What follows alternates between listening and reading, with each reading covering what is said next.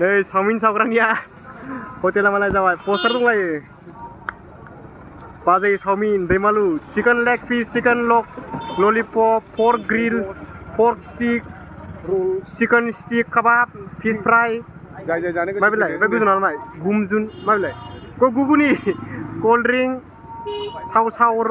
रल मम' fried rice सब मोनजोबो ओमफ्राय जोंना वर्कारफोरा बे वर्कारफोर गोजा आंबो वर्कार आरोना नैबे लाइटमेन बेयाव थांबानो दं मालाय नै रिल नायगासिनो मालाय बे वर्कार गोजा बेयो ओइलाय मालिका बेनो मालिका मालिका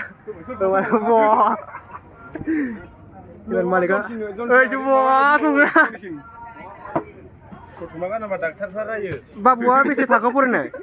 क्लास 4सो ओंखायनो थाखो खम फरायनायखायनोथ' चावमिन संग्रा जानांगौ बुरजा फरायनायबा जानाय नङामोन जांबाय मालाय नै